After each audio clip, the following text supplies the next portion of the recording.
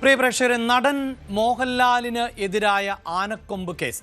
ആ ആനക്കൊമ്പ് കേസിൽ മോഹൻലാൽ പ്രതിയാണ് എന്ന പശ്ചാത്തലമുണ്ട്. അതിൽ ഈ കേസ് അട്ടിമറിക്കാനുള്ള ഒരു നീക്കം വനംവകുപ്പിന്റെ ഭാഗത്ത് നിന്ന് നടക്കുകയാണോ എന്ന സംശയം ഉയരുകയാണ്.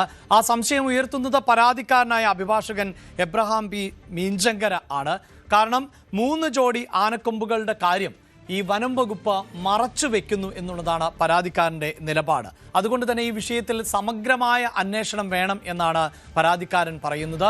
കൃത്യമായ അന്വേഷണം നടത്തിക്കൊണ്ട് ഇതിൽ കണ്ടെത്തലുകളിലേക്ക് പോകണം എന്നാണ്.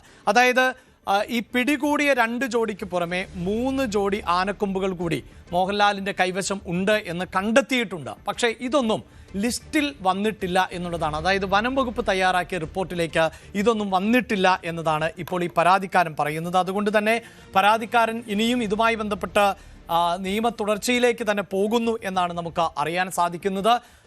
ഇപ്പോൾ വാർത്തയുടെ വിശദാംശങ്ങളുമായി നവമി ദിനേശാണ് ചേരുന്നത്. നവമി, മോഹൻലാൽ പ്രതിയായിട്ടുള്ള ആനക്കൊമ്പ് കേസ് അത് വലിയ തോതിൽ നേരത്തെയും ചർച്ച ചെയ്യപ്പെട്ടിട്ടുള്ള ഒന്നാണ്. ഇപ്പോഴിതാ ഈ ആനക്കൊമ്പിൻ്റെ കൂടുതൽ ശേഖരം മോഹൻലാലിൻ്റെ കൈവശം ഉണ്ട് എന്നാണ് പരാതിക്കാരൻ പറയുന്നത്. നമുക്ക് ആ നവമിയുടെ വിശദാംശങ്ങളിലേക്ക്, അല്ലെങ്കിൽ നവമി ആ വാർത്തയുടെ വിശദാംശങ്ങൾ നൽകുന്നതിന് മുമ്പ് പരാതിക്കാരന് തന്നെ എന്താണ് പറയാനുള്ളത് എന്നത് കൂടി ഒന്ന് കേൾക്കാം. ശ്രീ മോഹൻലാൽ 2 തവണ ഡിക്ലറേഷൻ നടത്തിയിട്ടുണ്ട്. ഒന്ന് 2015 2 പേർ ആനക്കൊമ്പിനെക്കുറിച്ചും അതിന് കഴിഞ്ഞിട്ട് 13 ഐവറി ശില്പങ്ങളെക്കുറിച്ച് പറഞ്ഞു.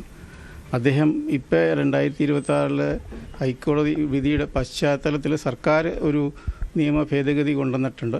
അത് നിയമം എത്രമാത്രം നിൽക്കുമെന്ന് ഇപ്പോൾ പറയാൻ പറ്റത്തില്ല. അത് ഹൈക്കോടതിയുടെ പരിഗണനയിലാണ്.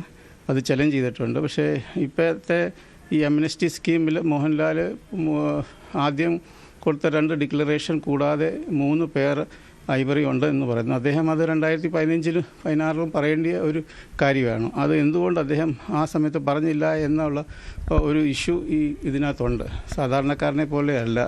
കഴിഞ്ഞ 20 വർഷമായിട്ട് കേസുകൾ നടന്നുകൊണ്ടിരിക്കുന്ന ഒരു സമയത്ത് അദ്ദേഹം ഇത്രയും നാളും പറയാത്തപ്പോൾ അത് വനവകുപ്പ് അതിൻ്റെ നിയമ നടപടികൾ സ്വീകരിക്കുമെന്ന് ഞാൻ വിശ്വസിക്കുന്നു. ഇതൊക്കെ ഇനിയും സർക്കാരിൻ്റെ പരിഗണനയിലായിരിക്കുന്നത്. അത് വ്യക്തമായിട്ട് അത് എൻക്വയറി നടത്തണം. വൈൽഡ് ലൈഫ് പ്രൊട്ടക്ഷൻ ആക്ടിൽ ഒരു ഡിക്ലറേഷൻ വന്നു കഴിഞ്ഞാൽ അത് പൂർണ്ണമായിട്ടും അതിൻ്റെ വെറാസിറ്റി മനസ്സിലാക്കി അതിൻ്റെ സയൻറ്റിഫിക്കായിട്ടുള്ള ടെസ്റ്റുകളും അതുമാത്രമല്ല അതിൻ്റെ സപ്പോർട്ടിംഗ് ഡോക്യുമെൻറ്റ്സ് ഇതെല്ലാം കണ്ടിട്ടാണ് ഒരു തീരുമാനം എടുക്കേണ്ടത്. ഞാൻ വിശ്വസിക്കുന്നു സർക്കാർ അതനുസരിച്ച് തന്നെ ചെയ്യുള്ളൂ.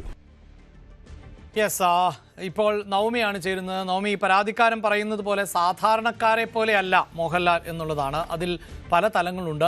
ഒരു പക്ഷേ സാധാരണക്കാരായ ആളുകളാണ് ഇത്തരത്തിൽ അനധികൃതമായി ആനക്കൊമ്പോ അല്ലെങ്കിൽ ആനക്കൊമ്പിൽ തീർത്ത മറ്റെന്തെങ്കിലുമൊക്കെ കൈവശം വെക്കുന്നതെങ്കിൽ എത്രത്തോളം ഊർജിതമായും വേഗത്തിലുമൊക്കെ അധികാരികളുടെ ഭാഗത്ത് നിന്ന് നടപടി ഉണ്ടാകും എന്ന് ഊഹിക്കാവുന്നതേ ഉള്ളൂ. ഇവിടെ ഇതാ വർഷങ്ങളായി ചർച്ച ചെയ്യപ്പെടുന്ന ഒന്നാണ്. അവിടെ കൂടുതൽ വസ്തുക്കൾ ഉണ്ട് എങ്കിൽ അത് ബോധ്യപ്പെടുത്തേണ്ട ഉത്തരവാദിത്വം മോഹൻലാലിനുണ്ട്.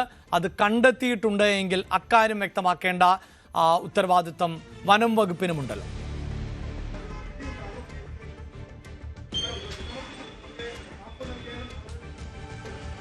അഭിലാഷ, ഏറ്റവും ഒടുവിലായാണ് ഹൈക്കോടതി ഒറ്റത്തവണ പരാതി തീർപ്പാക്കൽ നടപടിക്ക് അവസരമൊരുക്കിയത്.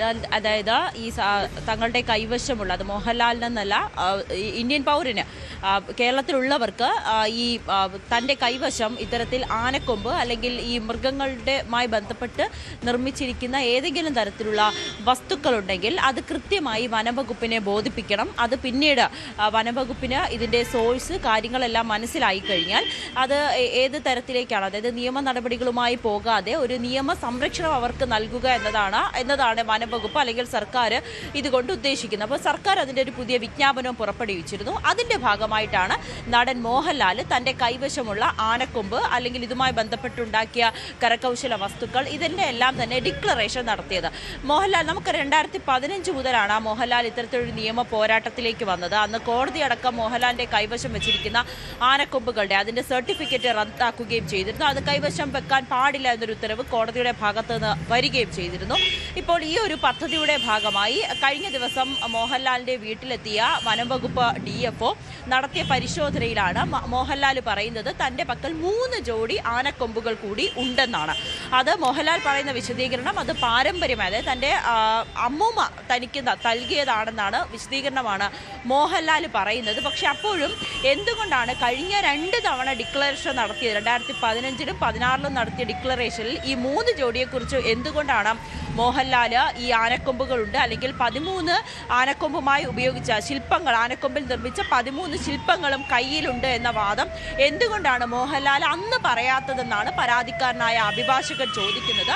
അപ്പോൾ ഇത് കൃത്യമായി തന്നെ ഇതിന് പിന്നിൽ മറ്റെന്തോ ദുരൂഹതയുണ്ട്. എന്തുകൊണ്ടാണ് മോഹൻലാൽ കഴിഞ്ഞ 2 തവണയും പറയാത്ത കാര്യം ഇപ്പോൾ പറയുന്നത്?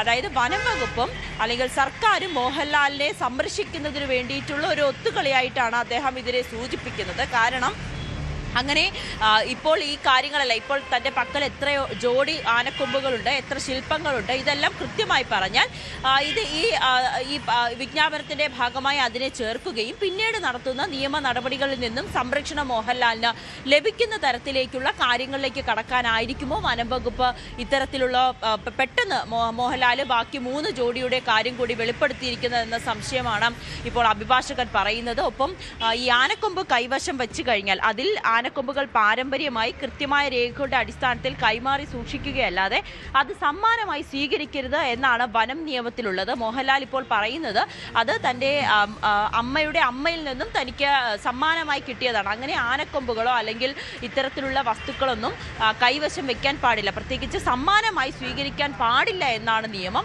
അത് തെറ്റിച്ചുകൊണ്ടാണ് മോഹൻലാൽ ഇപ്പോൾ ഇത്തരത്തിലൊരു കാര്യം പറയുകയും ചെയ്തത്. എന്തായാലും ഇതിലൊരു സമഗ്രമായ അന്വേഷണം വേണം. മോഹൻലാലിൻ്റെ കൈവശം വെച്ചിരിക്കുന്ന ആനക്കൊമ്പ് അത് ഏത് ആനയുടേതാണ്, അതെങ്ങനെയാണ് കിട്ടിയത്, അങ്ങനെ പാരമ്പര്യമായി കിട്ടിയെങ്കിൽ അതിനെ തെളിവാക്കുന്ന രേഖകളടക്കം മോഹൻലാൽ കോടതിയിൽ സമർപ്പിക്കേണ്ടതുണ്ട്, അല്ലെങ്കിൽ വനംവകുപ്പ് അതിൽ കൃത്യമായുള്ള ഒരു അന്വേഷണം നടത്തേണ്ടതുണ്ട് എന്നാണ് പറയുന്നത്. അതാണല്ലോ, അതായത് ഈ അഭിഭാഷകൻ തന്നെ നവമി, അഭിഭാഷകൻ തന്നെ പറയുന്നത് ഒരു സാധാരണക്കാരൻ എന്ന നിലയിൽ മോഹൻലാലിനെ കാണാനാവില്ല. അദ്ദേഹത്തിന് നിയമപരമായ ഏതെങ്കിലും സംശയമുണ്ടെങ്കിൽ അതിനൊക്കെയുള്ള സംവിധാനങ്ങളുണ്ട്. അതിന് ലീഗലായ പരിശോധനകൾക്ക് അദ്ദേഹത്തിന് സ്വയം അത് ചെയ്യാവുന്നതേ ഉള്ളൂ. അതിന് പ്രാപ്തിയുള്ള ആളാണ്.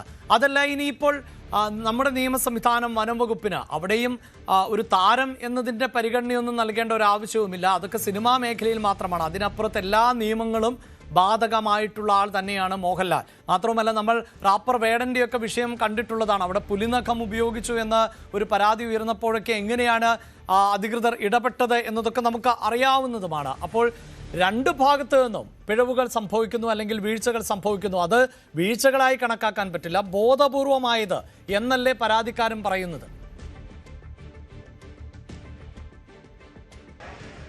അങ്ങനെ തന്നെയാണ് പരാതിക്കാരൻ പറയുന്നത്. ഈ അഭിഭാഷകൻ പറയുന്നതനുസരിച്ച് എന്തുകൊണ്ടാണ് 3 ജോഡിയുടെ കാര്യം ഇപ്പോൾ പറയുന്നത്? അത് മോഹൻലാലിന് ഒരു സംരക്ഷണം നൽകാൻ തന്നെയാണ് തീരുമാനിച്ചിരിക്കുന്നത് സർക്കാർ. അതിൻ്റെ ഭാഗമായിട്ടാണ് ഇത്തരത്തിലൊരു നടപടി എന്നാണ് അദ്ദേഹം വ്യക്തമാക്കുന്നത്. ഇതിൽ വനംവകുപ്പ് കർശന നടപടി സ്വീകരിക്കണം, ഇതിൻ്റെ പരിശോധനകളടക്കം വനംവകുപ്പ് നടത്തണമെന്നാണ് അഭിഭാഷകൻ ആവശ്യപ്പെടുന്നത്. എന്തായാലും കോടതി ഇത് പരിശോധിക്കും. ആ പരിശോധനയിൽ കൃത്യമായിട്ടുള്ള തെളിവുകൾ ഉണ്ടെങ്കിൽ ആ രീതിയിലേക്ക് അല്ലെങ്കിൽ ഈ ഇറക്കിയിരിക്കുന്ന വിജ്ഞാപനത്തിൻ്റെ ഭാഗമായി മോഹൻലാലിനെയും ഉൾപ്പെടുത്തും. അല്ല എന്നുണ്ടെങ്കിൽ ഇത് എവിടെ നിന്ന് ലഭിച്ചു എന്നതിൻ്റെ കൃത്യമായിട്ടുള്ള തെളിവുകൾ മോഹൻലാലിന് കോടതിക്ക് മുന്നിൽ ഹാജരാക്കിയേ മതിയാകൂ. എന്തായാലും മോഹൻലാൽ ഇനി ഇതിൽ എന്ത് നടപടി സ്വീകരിക്കുക, അല്ലെങ്കിൽ ഏത് വിധത്തിലായിരിക്കും മോഹൻലാൽ തങ്ങളുടെ ഈ ഒരു തെളിവ് കോടതിക്ക് മുന്നിൽ സമർപ്പിക്കുക, വനംവകുപ്പിന് മുന്നിൽ സമർപ്പിക്കുക എന്നതാണ് ഏറ്റവും പ്രധാനപ്പെട്ട കാര്യം. അഭിഭാഷകൻ മറ്റൊരു കാര്യം കൂടി പറയുന്നുണ്ട്.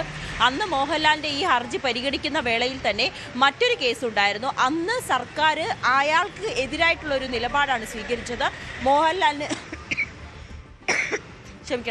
മോഹൻലാലിന് അനുകൂലമായിട്ടുള്ള ഒരു നിലപാടും മറ്റൊരു വ്യക്തിക്ക് എതിരായിട്ടുള്ള ഒരു നിലപാടുമാണ് സർക്കാർ സ്വീകരിച്ചത്. അപ്പോൾ സാധാരണക്കാരനായതുകൊണ്ടാണ് ഒരു നീതിയും മോഹൻലാലിന് മറ്റൊരു നീതിയും സർക്കാർ ഇവിടെ നടപ്പാക്കുന്നതെന്നാണ് അഭിഭാഷകൻ വ്യക്തമാക്കുന്നത്.